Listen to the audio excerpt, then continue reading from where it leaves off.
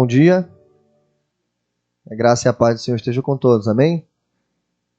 Um prazer rever os irmãos. Uma honra estarmos juntos mais uma vez. Vejo alguns visitantes aqui entre nós. Leonardo, Letícia também de volta, né? Bernardo tá aí? Vou deixar em casa. Brincadeira. Rodrigo aqui, ó, nosso grande homem de volta também, graças a Deus. Nossas irmãs da Chatuba também estão ali, né? Ali, ó. Isso, Sofia e... não vou falar não, porque é difícil. Sejam bem-vindos, tá bom? É um prazer estar com os irmãos, louvando e agradecendo o nome do Senhor nessa manhã. Eu queria te convidar a abrirmos o texto que está em 2 Reis 21, seguindo nossa série de mensagens nesse livro tão imponente, tão poderoso, que são os livros de Reis. 2 Reis, capítulo 21, vamos ler a partir do verso 1. Inicialmente vamos ler só os 2 versos e depois a gente avança na leitura desse texto.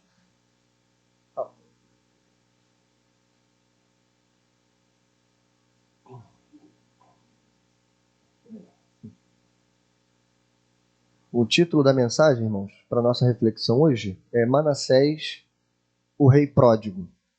Manassés, o rei pródigo. Parece que não tem sermão fácil em Reis, né? De hoje também não será.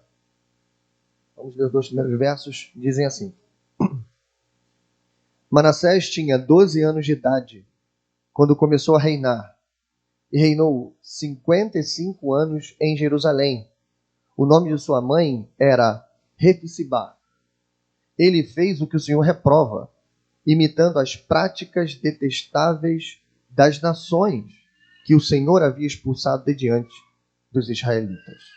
Só até esse verso. Então, como eu disse, o nosso texto, o nosso tema de hoje é Manassés, o rei pródigo. Acho que esse tema já lembra para você alguma coisa.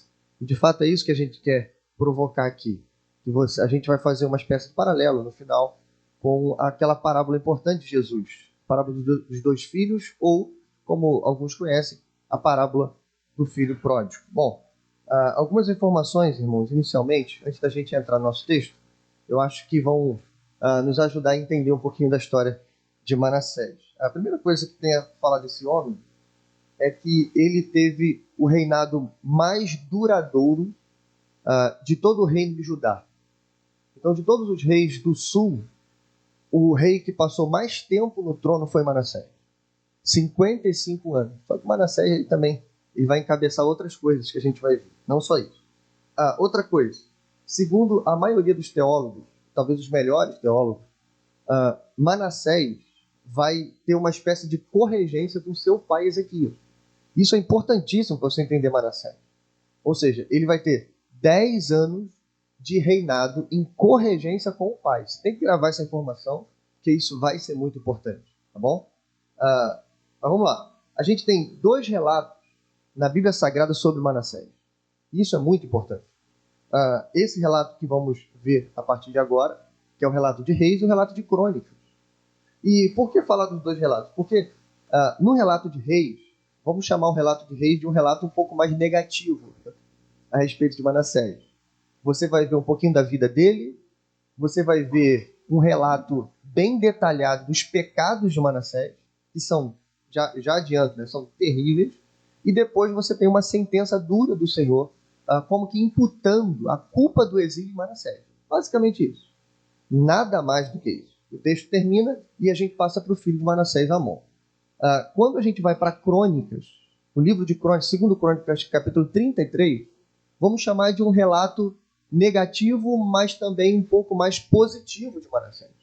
Então, o livro de Crônicas vai mostrar para a gente tudo isso que o livro de Reis mostra, só que ele vai dar continuidade à vida de Manassés. E parece, irmão, e já vou logo avisar para quem não sabe, da grande surpresa na história de Manassés. Manassés se converte no final. Já entreguei o ouro aqui, né? Já dei o spoiler da história. Mas é isso mesmo.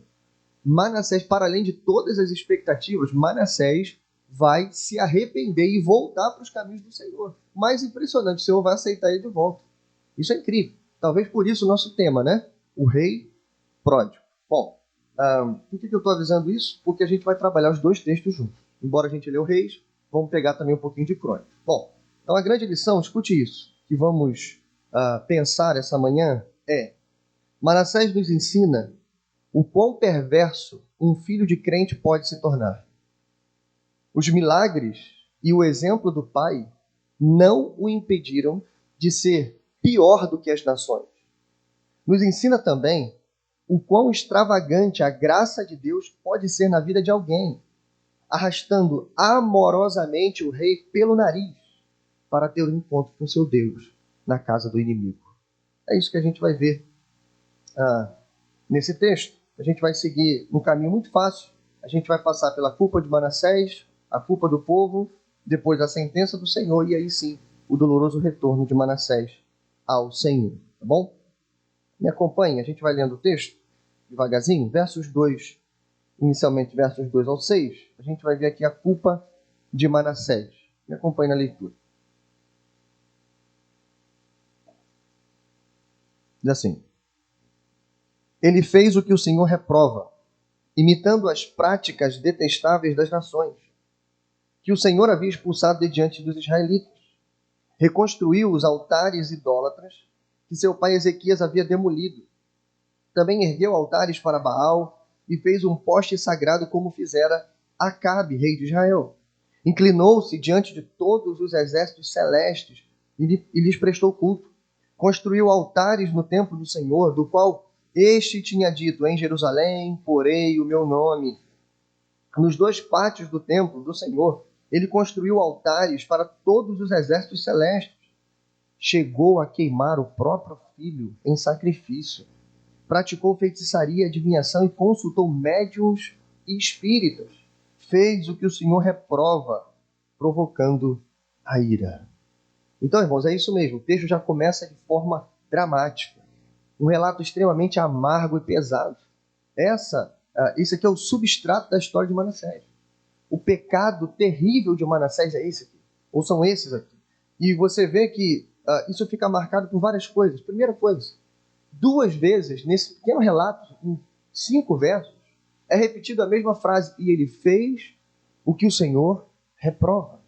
Mas para pontuar isso, como que Manassés conseguiu provocar tanto a ira do Senhor? Deixe-me pontuar algumas coisas que a gente viu aqui. Primeira coisa, a gente vai entender que Manassés, irmãos, olha isso, é uma espécie de contra-reformador. Que a gente vai lembrar um pouquinho de Ezequias. A gente viu em sermões passados que Ezequias, irmão, foi o maior reformador dessa história, da história dos reis.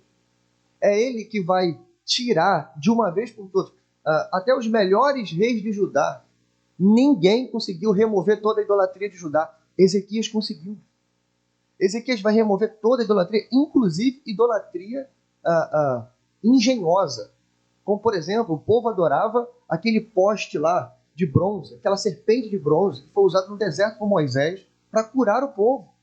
Até isso, até as, digamos assim, coisas, símbolos bons que o povo tinha idolatrado, Ezequias removeu. Ezequias vai promover Páscoa, Ezequias vai trazer piedosos do norte, Ezequias vai ser um rei impressionante. Ezequias é o pai de Manassés. Numa corregência de 10 anos, Ezequias parece que fecha os olhos. A primeira coisa que Manassés vai fazer é reconstruir a idolatria. Em outras palavras, ele vai destruir o legado que o pai dele deixou. Isso é uma coisa de impressionar. Segunda coisa, ele vai trazer Baal para o sul. Eu não sei se isso te assusta, mas tem que assustar. Porque quem traz Baal para Israel é a dinastia de Onri, irmão. Isso, rei Acabe e a famosa Jezabel. É tanto que aqui no nosso texto a gente lembra desse rei. Manassés é comparado a Acabe, que muito provavelmente, na lista dos reis do norte, é talvez o pior rei de todos. Então, se Manassés é comparado a Acabe, você vai fazendo o cálculo de quem é Manassés. Terceiro, ele vai criar um culto, ou trazer o culto dos exércitos celestes. Não sei se você sabe, mas é uma das adorações mais antigas que existe no mundo. Os deuses uranóis, ou seja, olhar para os astros, dar nomes para eles, e prestar cultos para os astros, para as estrelas, para o céu. Tudo isso era divindade.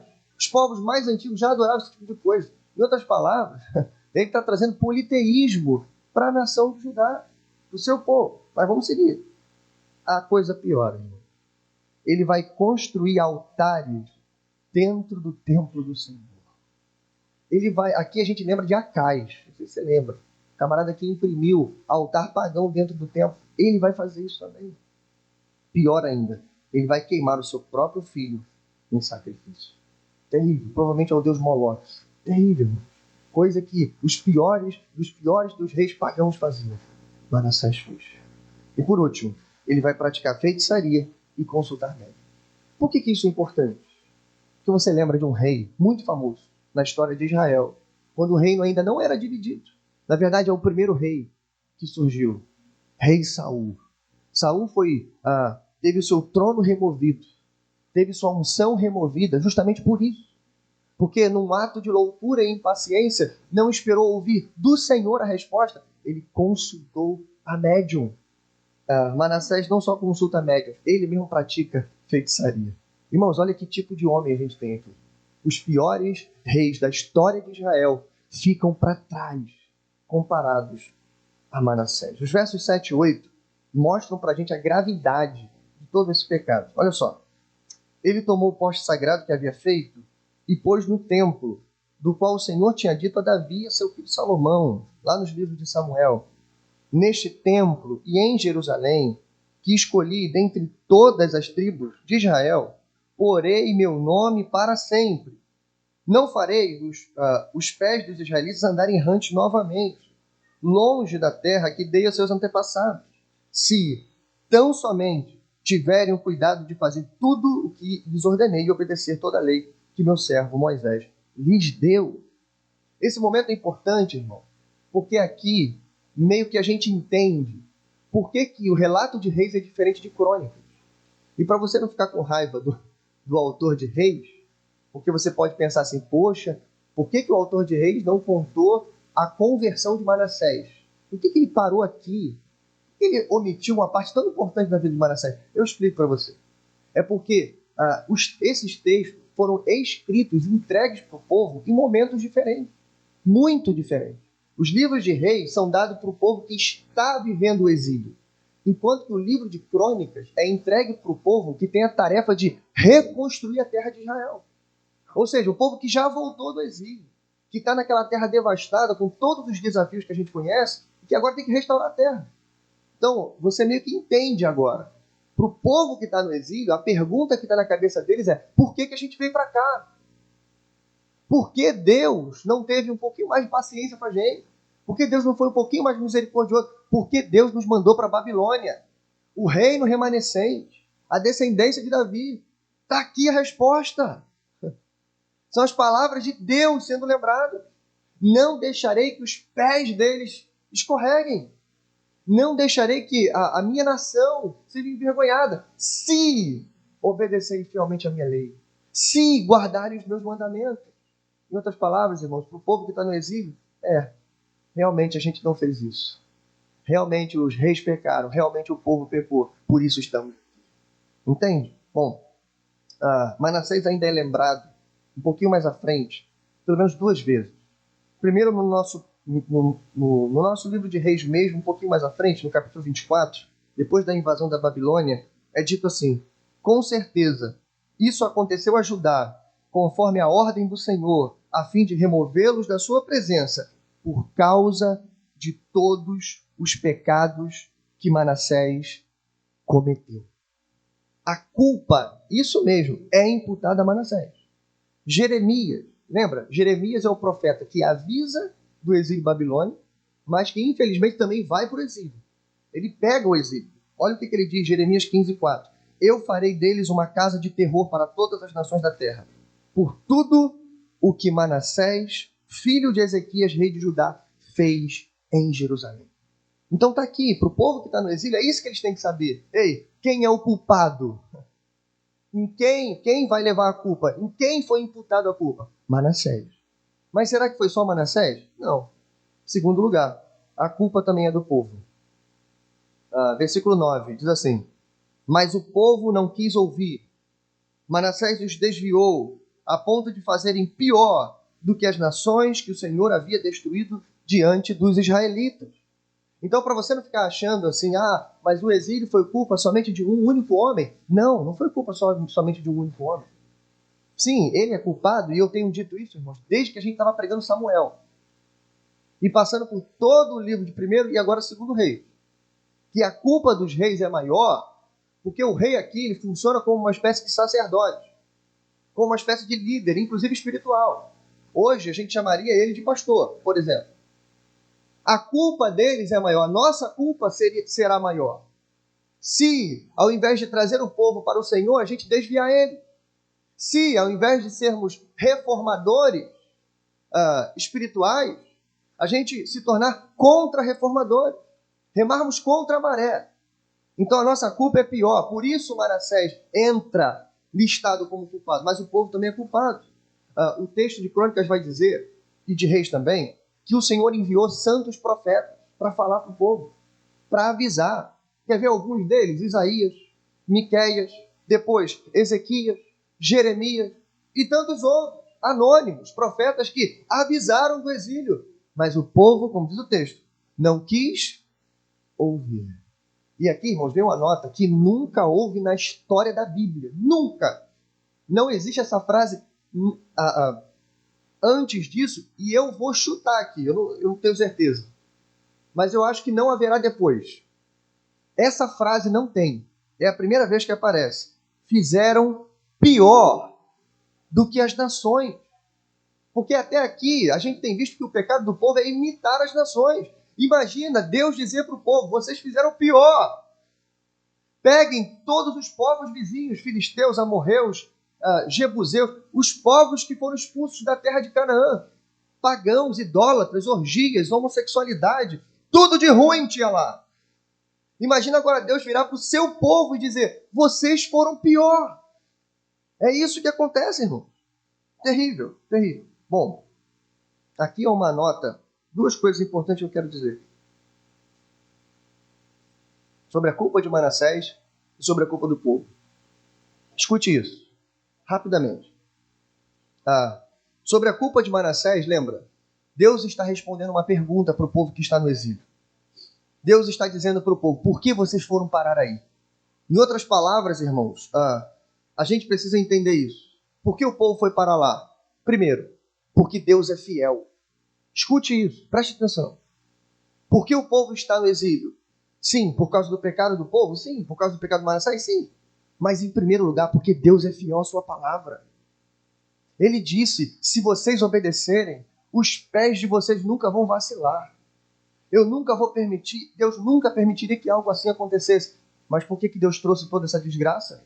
Porque o povo não obedeceu. Ele é fiel à sua palavra. Ponto final.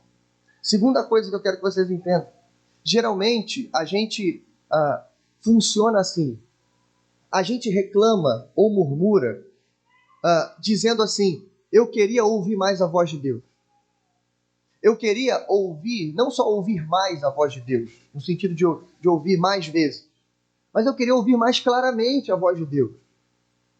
Eu já conheci gente na igreja dizendo assim, pastor, eu estou orando para Deus falar diretamente comigo. Aí eu perguntei, como assim? Não, eu queria ouvir a voz de Deus, igual eu vejo na novela, que abre aquele clarão, dá um trovão no fundo, né? E vem aquela voz do Cid Moreira, meu filho, eu quero ouvir esse negócio aí. Então eu estou orando para Deus falar comigo assim. Falei, que bom, irmão, eu queria ter uma fé assim. Eu não vou julgar, irmão, mas Deus fala, eu creio. Deus fala de muitas formas e de muitas maneiras. Ele é soberano, ele faz o que ele quiser. Eu não estou aqui para dizer que Deus não vai falar assim com você. Ok, você quer orar por isso, você ora. Agora, eu posso afiançar para esse irmão e para você que está aqui hoje, que Deus tem falado nessa igreja todos os cultos, em todas as pregações. Seja eu falando, ou seja qualquer outro irmão pregando aqui, eu tenho ouvido. Quando eu sento aí, eu ouço a voz de Deus falar para mim. E se você não está ouvindo, é muito provável que esteja acontecendo com você o que estava acontecendo com o povo.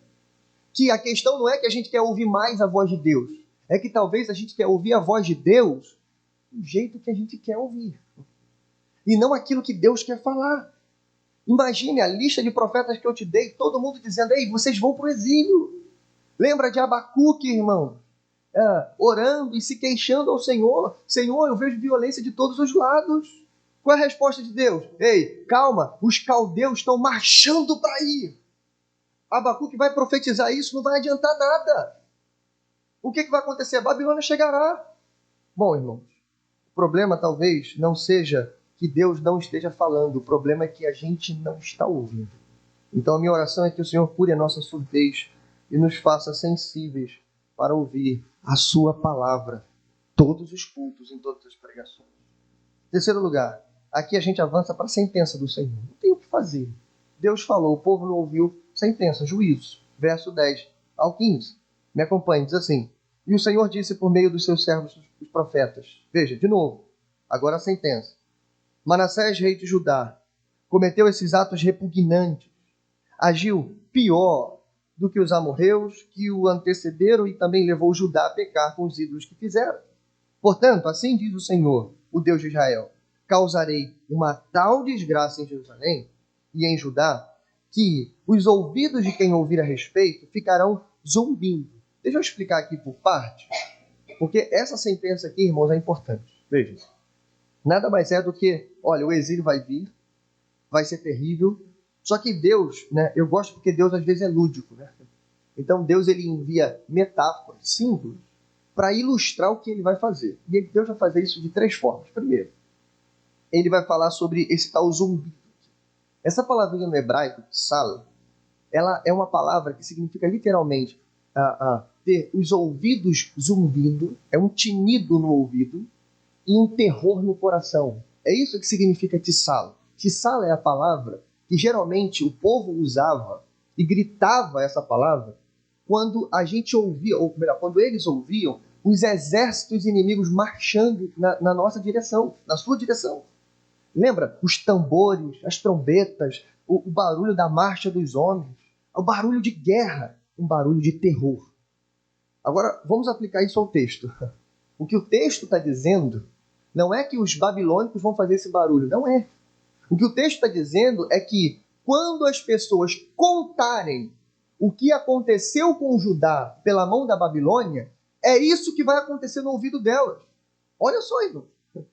Imagina você contar uma história tão terrível que essa história, quando entra no seu ouvido, é como o barulho de uma guerra. É como um barulho de terror. Vai causar zumbido no ouvido e terror no coração. É isso que Deus está falando. Ou seja, ele está mostrando o quão terrível será o juízo que ele vai enviar. Verso 13. Segundo símbolo aqui. Estenderei sobre Jerusalém o fio de medir, utilizado contra Samaria, e o fio de prumo, usado contra a família de Acabe. Mais um símbolo. O que Deus está falando é, como é que vai ser a medida disso? Fiquem calmos. Eu não sou como vocês, humanos, que tem 2 pesos e 2 medidas, que tem os seus preferidos, que tem preterições. Não. Eu nem erro a mão e nem passo pano. Eu sou justo, eu sou fiel. É isso que Deus está dizendo. Então, o mesmo prumo que foi profetizado pelos profetas, por Amós, por exemplo, contra Samaria, vai ser usado contra vocês. Lembra o que aconteceu lá? Desterrados, cidade destruída, casas invadidas, queimadas, o povo levado cativo? Vai acontecer com vocês também.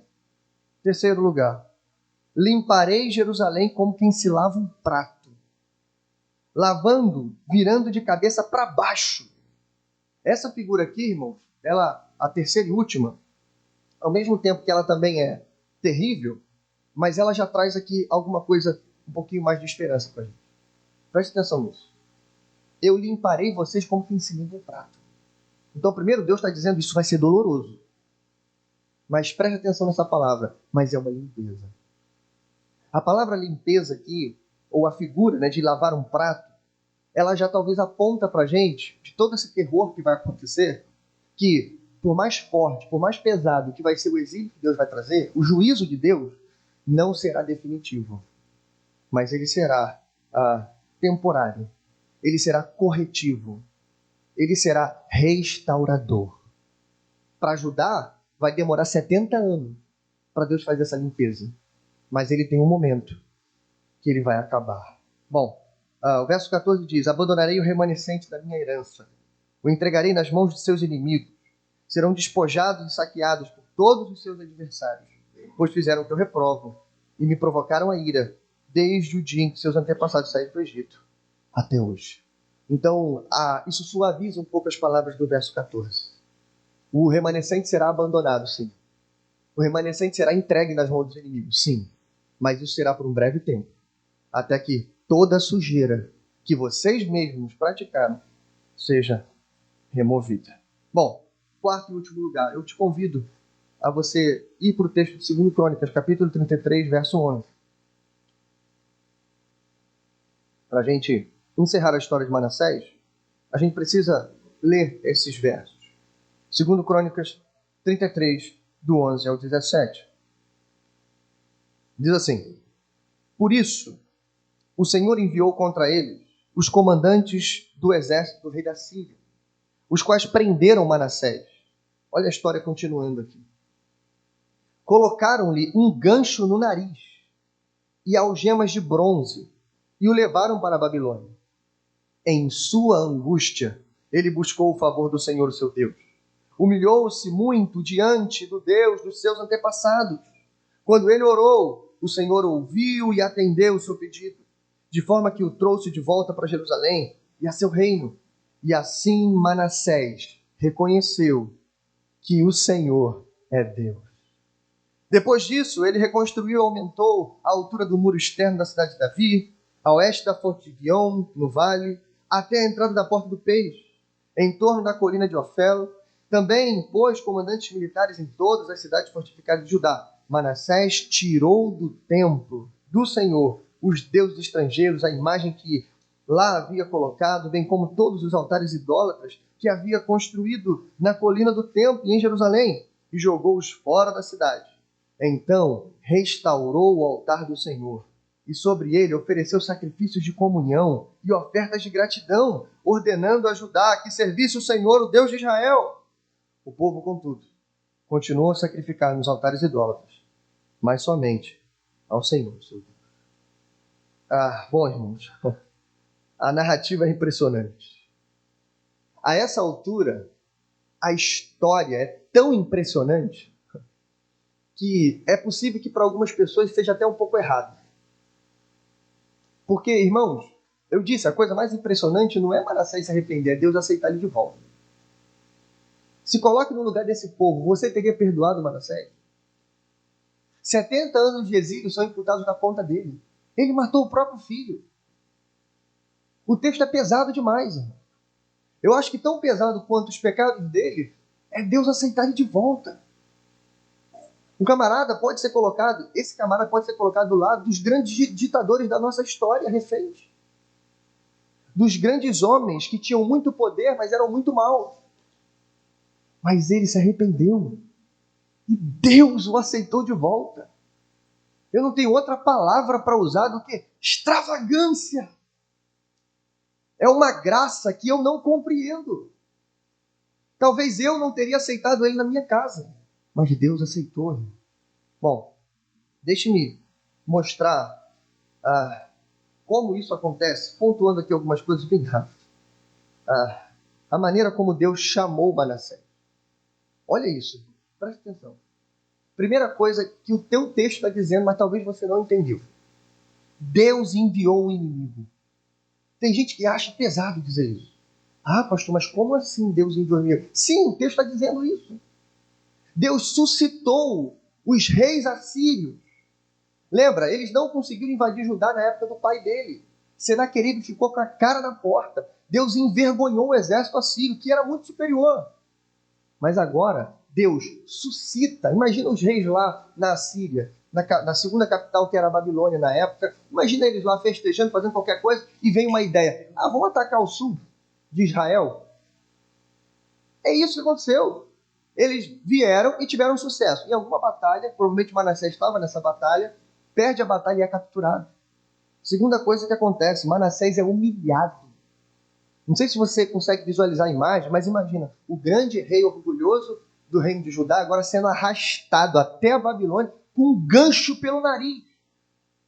Ele foi machucado, irmão. É possível, e essa era a prática assíria. os reis eram torturados, joelhos quebrados, olhos arrancados. Talvez isso não tenha acontecido tanto com Manassés, mas é muito provável que ele foi torturado, jogado num calabouço, esquecido, pronto, agora ele vai morrer, acabou. Mas o texto continua dizendo que depois de ser humilhado, Manassés se humilhou. De dentro do cárcere, de alguma maneira, ele começa a chorar e implorar pelo Senhor. E aqui, eu não quero que você perca isso de vista, mas tem uma palavra que a gente precisa ressaltar ela. Essa palavra está no verso 12, quando diz que na sua angústia ele busca o favor do Senhor. E o texto diz assim, e humilhou-se muito. Você tem que entender esse negócio aqui, humilhou-se muito. Em hebraico é vaihaná meod. Significa, irmãos, olha só, meod, né, é uma palavrinha que ela sempre fala de intensidade, ou ela fala de algo durável, algo que perdura. Em outras palavras, o texto está enfatizando para a gente que houve uma busca perseverante de Manassés. Ele não só se humilhou, não foi assim tão simples como a gente imagina.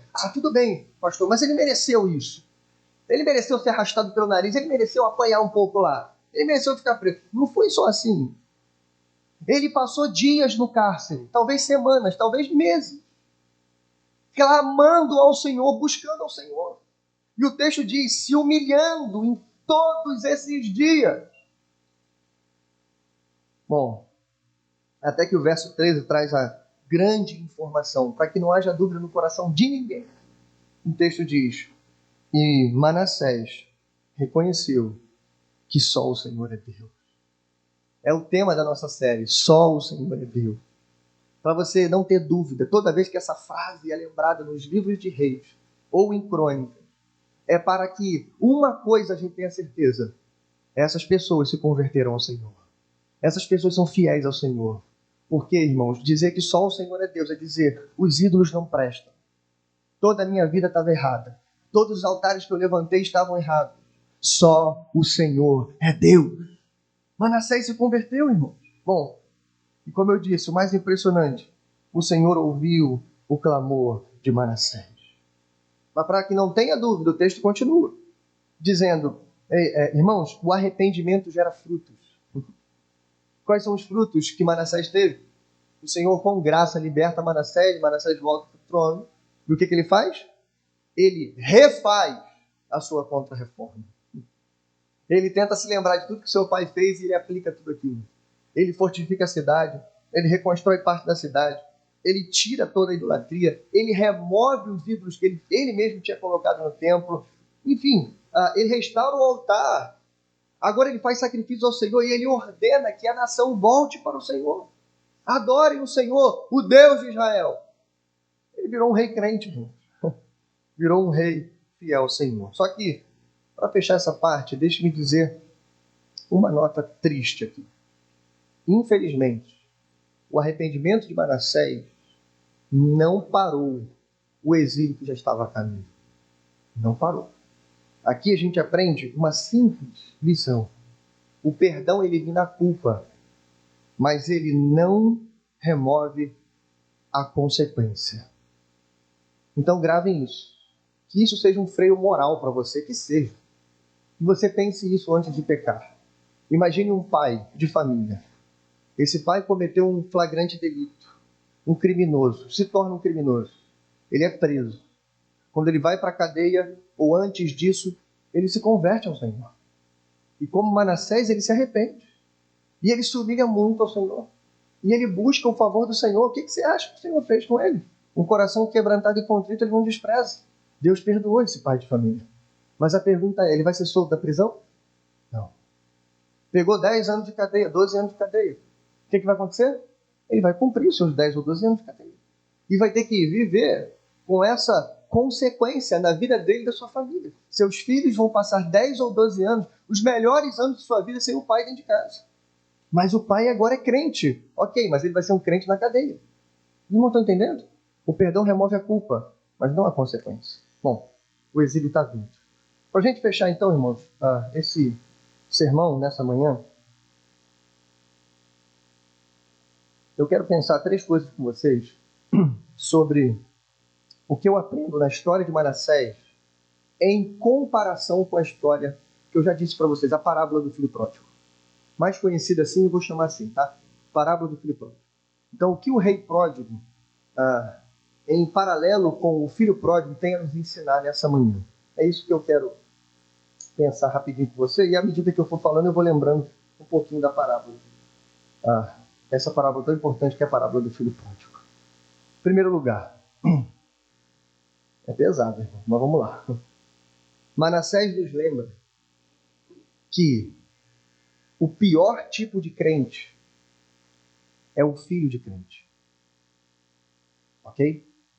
Manassés nos lembra que o pior tipo de crente é o filho de crente. Calma, eu vou explicar isso para você. Só para desenhar melhor, eu falei isso. Ezequias, só para você entender. O pai de Manassés, ele foi considerado o melhor rei de Judá. Segundo o Reis 18:5, nunca houve ninguém como ele, Ezequias, entre todos os reis de Judá, nem antes e nem depois. Se você tinha dúvida, não tem mais. Está no texto. O melhor rei de Judá não será Josias, embora eu até achava que Josias merecia esse título, mas não será ele. Foi Ezequias. Ok? O texto diz isso. Vamos lá. Manassés não começou a reinar depois que o pai morreu. Isso é um equívoco. Tem inclusive achado arqueológico. Eu fui atrás dessa informação e é verdade. A cronologia aqui provavelmente está muito certinha. Ok? Então tá lá. Olha só. Com 7 anos de idade, quando Manassés tinha 7 anos, é quando o pai dele foi curado daquela doença incurável. Lembra? Que Isaías vai lá, fala com Ezequias e tal. Com 7 anos de idade, ele testemunhou um milagre extraordinário do Senhor.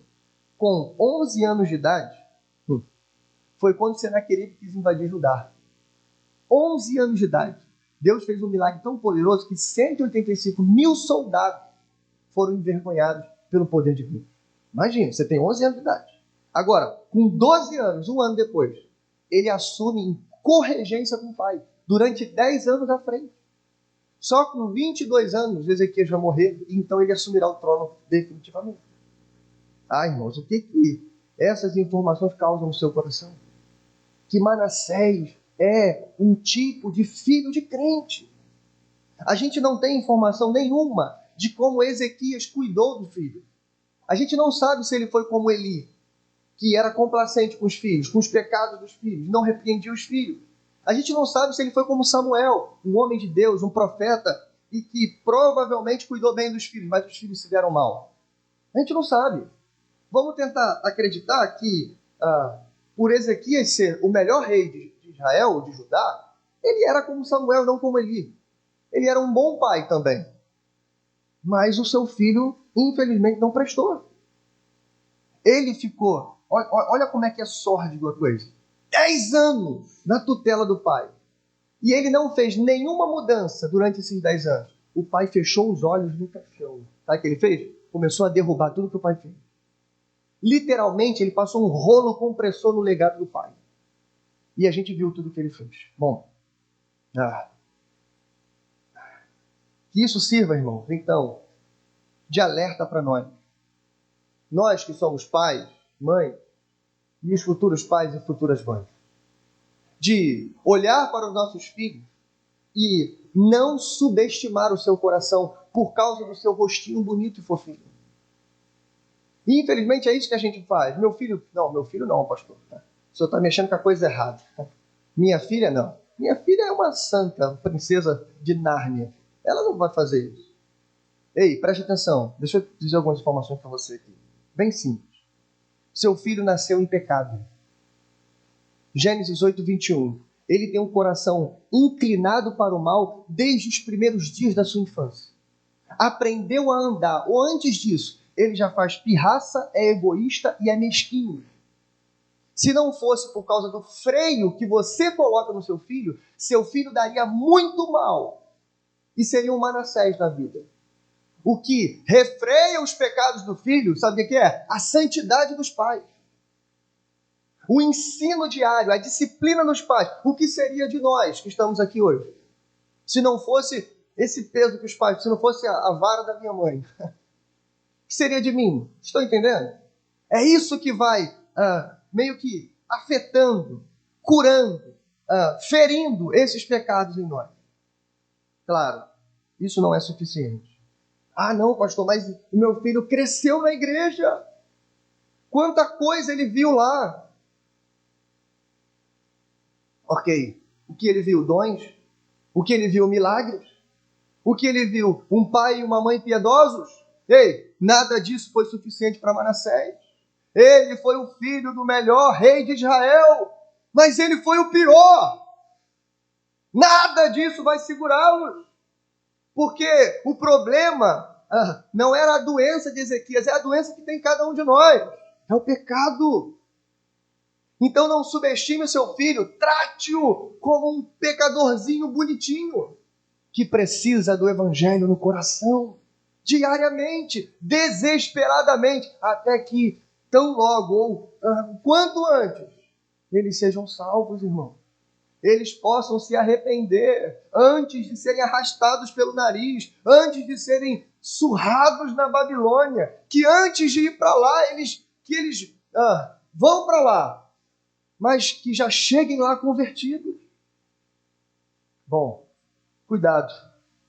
Escute isso. O filho de crente não possui garantias especiais.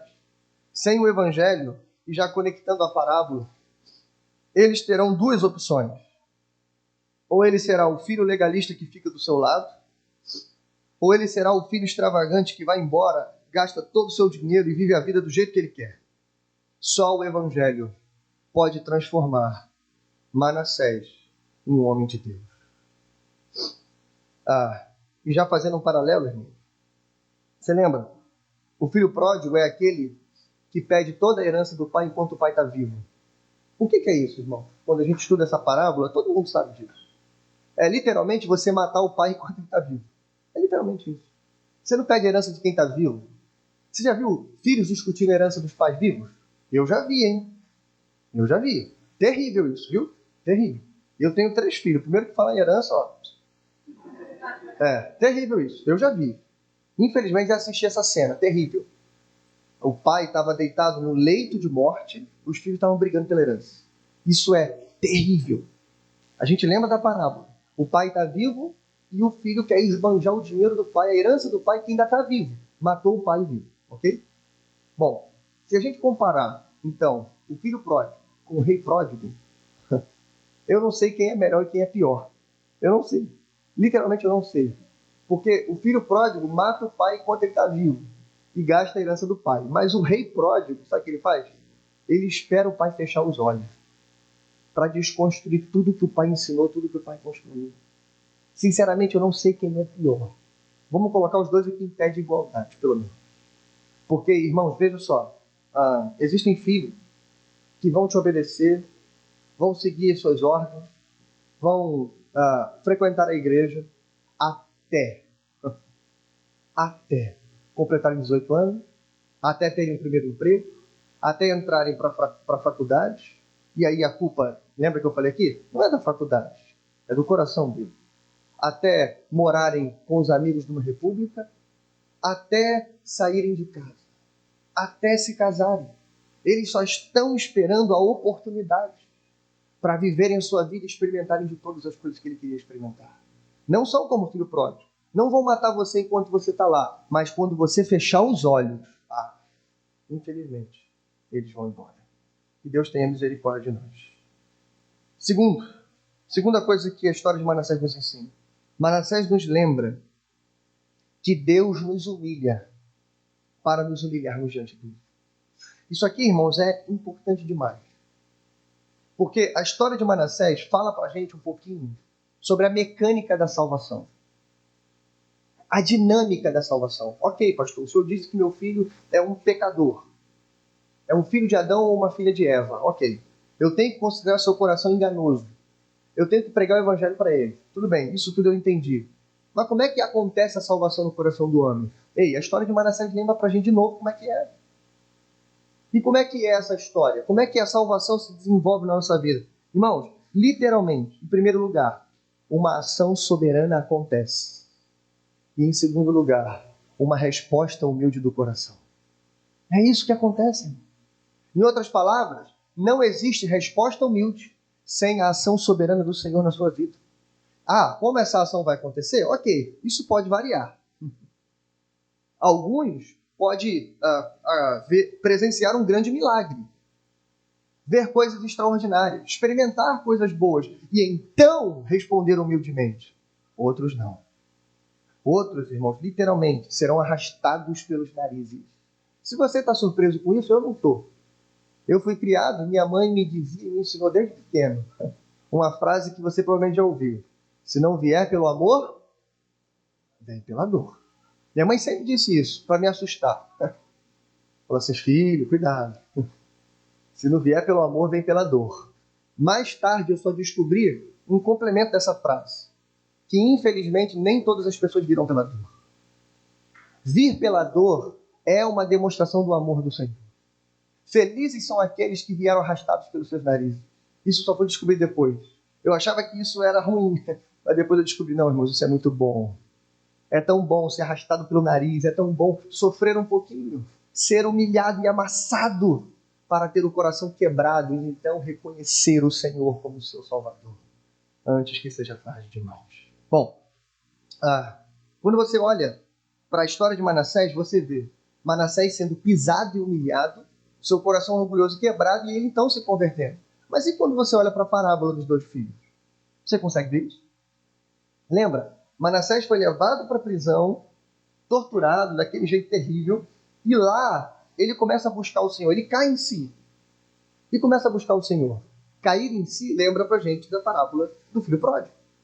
É claro, irmãos, que parábolas não foram feitas para a gente alegorizar elas. Eu explico o que é isso. Para você dar significado para cada elemento da parábola que Jesus contou. Não é para isso. Parábola não serve para isso. Parábola ela é uma história que tem uma lição final nessa história, e essa lição que nos ensina. E é para isso que Jesus contou a parábola. Ok. Mas é assim que as pessoas leem as parábolas? Não. É assim que os pregadores pregam as parábolas? Não. Então eu vou dar voz a isso. Eu vou dar uma resposta para quem interpreta a parábola alegoricamente. Para quem diz o seguinte, que eu já ouvi várias e várias vezes, eu estou cansado de ouvir isso. As pessoas dizem assim, o filho pródigo, presta atenção, é um exemplo de que a pessoa por si só pode se voltar ao Senhor. Porque a parábola diz que ele estava lá com os porcos, com fome, e diz literalmente, acho que no verso 17, e ele caiu em si. E ele disse, se eu fosse um dos empregados do meu pai, eu seria tratado melhor. E então ele resolveu voltar. Você entende que essa interpretação acaba com essa dinâmica da salvação? Acaba. Alguém vai dizer, tá vendo? Não houve uma ação soberana. Simplesmente a resposta do coração. Ei, irmãos, isso não existe. Sem ação soberana não há resposta humilde. Sem sermos humilhados, não há como a gente se humilhar. O nosso coração é arrogante demais. Bom, então se a gente quer interpretar a parábola assim, deixe-me dizer 2 coisas rapidinho. A parábola do filho pródigo, ela acontece em parceria com 2 outras parábolas. Na verdade, Jesus contou 3 histórias para dizer uma única coisa. Não sei se você sabe disso. Jesus contou 3 histórias em Lucas 15 para dizer uma coisa. E o que motiva tudo isso? Lá no início do capítulo está escrito que os fariseus e mestres da lei estavam questionando Jesus, aquele velho questionamento. Por que Jesus insiste em se sentar e comungar com pecadores e publicanos? Por que Jesus gosta de ficar com essa turma? Aí Jesus começa a contar um monte de parábolas. Aí ele conta, primeiro, a parábola da ovelha perdida. Depois a dracma perdida. E por último, os 2 filhos, ou o filho perdido, o filho pródigo. O que acontece nessas 3 parábolas? O que é comum? 2 coisas. Tem alguém perdido. No final eles são achados. 3 coisas, né? E por último, tem uma festa ali. Então o motivo da parábola é a festa. O motivo das 3 parábolas é mostrar que o coração dos mestres da lei não estava no mesmo compasso que o coração de Jesus. Que a alegria no coração de Jesus era ver, ou melhor, buscar e salvar aqueles que se haviam perdido. Por isso o pastor deixa os 99 e vai em busca da ovelha. Por isso a mulher arruma a casa até achar a dracma. Por isso o pai recebe de braços abertos o filho perdido quando volta. E depois mata o novilho gordo e faz uma festa. Porque o meu filho estava morto e reviveu. Ele estava perdido e foi achado. É essa a moral das histórias. Então, se as 3 parábolas são contadas juntas, veja, nas 2 primeiras, o dono sai em busca daquilo que está perdido para ser achado. A terceira parábola não quer explicar essa mecânica, mas se você quiser explicar, está no texto. Eu vou mostrar para você. Quando o filho pródigo gasta todo o dinheiro que tem, não é isso que faz ele cair em si. Quer interpretar literalmente? Então vamos literalmente. O texto diz: houve uma grande fome. Ei, irmãos, quem é que manda grande fome? Quem é? Deus. E o texto diz: por causa disso, ele vai trabalhar com os porcos. E lá a situação dele fica tão precária que o que acontece? Ele deseja comer a ração dos porcos e se lembra da casa do seu pai. Você entende? É a mesma mecânica. O coração orgulhoso dele foi quebrado para que então ele se humilhasse ao Senhor. Ou melhor, ali ao seu pai. Bom, é isso. A mecânica da salvação é essa. Primeiro, ele nos quebra. E depois nós nos humilhamos diante do Senhor. Lembre-se disso, para que você possa aplicar isso no seu coração e no seu espírito. Terceiro lugar, para a gente fechar. Manassés nos lembra uma última lição, e essa é a mais importante de todas, para nós terminarmos hoje.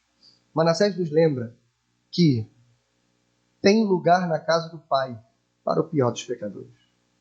Essa é a maior lição, a lição mais poderosa, e é a lição que a gente vai carregar para casa nessa manhã. Como eu disse, o retorno de Manassés é talvez um dos mais surpreendentes da história bíblica. Não só do povo de Israel, mas de toda a narrativa bíblica. Só que a gente tem lastros dessa história em outras histórias. Eu vou lembrar de uma história para você rapidinho. Sabe de quem? Apóstolo Paulo. Apóstolo Paulo era um grande fariseu religioso da igreja. Ele estava ali, provavelmente, aspirando a se tornar um membro do Sinédrio. Um homem de uma inteligência, uma capacidade extraordinária. Mais ainda, zelosamente, por amor à sua religião, ele começa a perseguir essa nova seita que surgiu. A seita do caminho, os seguidores de Cristo, que morreu e eles afirmam agora que ele ressuscitou. Paulo começa a caçar esses crentes. E ele é engenhoso, ele não só consente com a morte de Estevão, como ele vai buscar carta para perseguir os crentes que estão em Damasco, em outros lugares, enfim. Ele é um perseguidor da igreja. Imagina esse homem depois que ele se converte. Imagina a cabeça dele. Agora ele se converteu, ele descobriu que ele estava do lado errado, ele estava perseguindo a igreja, perseguindo Jesus. Jesus é o Filho de Deus, é o próprio Deus, eu estava contra Deus. A cabeça dele não é outra, irmãos. Ele sabe, Paulo, em várias vezes, em vários lugares dos seus escritos, Paulo vai dizer coisas semelhantes a essa que a gente vai ler aqui agora. Que ele não merecia estar onde ele estava. Por isso, Paulo tem uma compreensão da graça maior do que todos os outros autores do Novo Testamento. Eu digo isso sem medo de errar. Porque da onde ele saiu, de onde ele foi resgatado, ele sabe o que ele era, agora ele sabe o que ele se tornou. Ele sabe que muitos na igreja não dariam lugar para ele, mas Deus deu um lugar à mesa para ele. Imagine o coração desse homem agora transformado. Olha o que ele diz, 1 Timóteo, capítulo 1, verso 15 e 16. Esta afirmação é fiel e digna de toda aceitação. Cristo Jesus veio ao mundo para salvar os pecadores, dos quais eu sou o pior. Mas por isso mesmo alcancei misericórdia, para que em mim, o pior dos pecadores, Cristo Jesus demonstrasse toda a grandeza da sua paciência, usando-me como um exemplo para aqueles que nele haveriam de crer para a vida eterna. Não sei se você entendeu esse texto, mas deixa eu dizer aqui. Sim, Paulo está reconhecendo que ele é o pior dos pecadores. Mas não é só isso.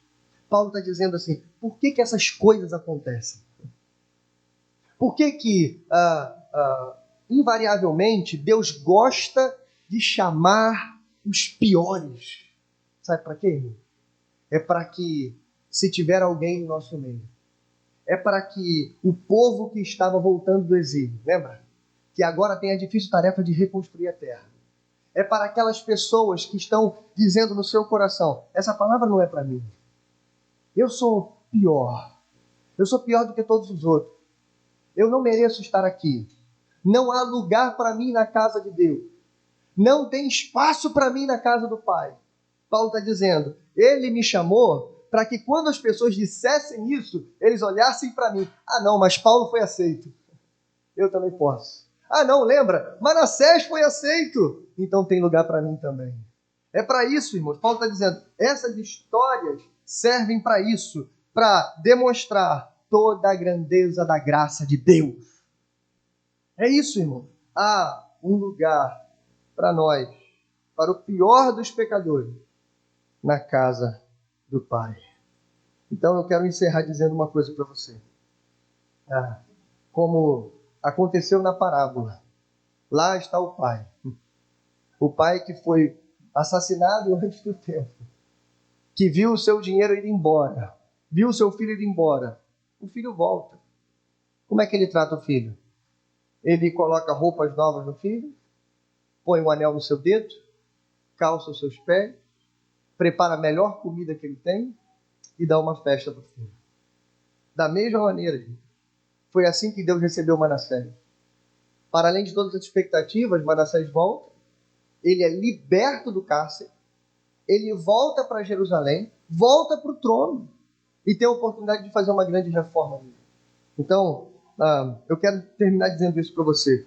Não desista dos seus filhos. Não desista do seu pai. Não desista do seu marido, da sua esposa, seja lá quem for a pessoa que você está orando e buscando e clamando ao Senhor e dizendo: Senhor, salva ele, salva ela. Não desista, irmão. A história de Manassés nos lembra duas coisas finais. O quão fundo e quão terrível uma pessoa pode se tornar. Mas mostra para a gente também, por outro lado, o quão incalculável é o poder da graça de Deus. Ela aceita, ou ele aceita, pessoas que a gente já tinha até desistido delas. Imagina esse povo todo chegando no céu, encontrando Manassés lá no céu. A primeira coisa que a pessoa vai pensar assim: rapaz, vim para o lugar errado. Não era aqui, né? Eu pensei que aqui era o paraíso. Não é o paraíso, sim, porque o paraíso é o lugar de os piores pecadores se tornarem os melhores dos santos. Irmãos, é isso, essa é a mensagem. Então, uma última lição, uma última frase para terminar. Quando Deus os trouxer pela dor, abrace eles com amor. Isso é sério. Alguns ele vai arrastar, alguns ele vai trazer com força. Ele vai colocar um gancho pelo nariz. Ele vai colocar sentado, ele vai humilhar, ele vai amassar um pouco. Mas quando isso acontecer, não precisa dar uma bronca. Não precisa dizer, mas foi isso que eu te avisei para você não fazer. Imagina a gente recebendo o filho pródigo de volta em casa. Eu avisei, hein? Não, irmão, não é hora de eu avisei. É hora de abrir os braços, como o pai que espera no portão. É hora de colocar a roupa nova, é hora de festejar, porque o meu filho estava morto e reviveu. Estava perdido e foi achado. E nunca esqueçam disso. Ele não se acha sozinho. Ele não se encontra sozinho. Tem um sumo pastor, irmãos, buscando e salvando aqueles que estão perdidos. Por isso, nunca deixe de orar e nunca desista. Porque na hora que ele pegar o teu filho, ele vai trazer ele aos cacos. Mas ele vai trazer. Porque ele está buscando e salvando todos aqueles que estão perdidos. Amém? Vamos a Deus em oração.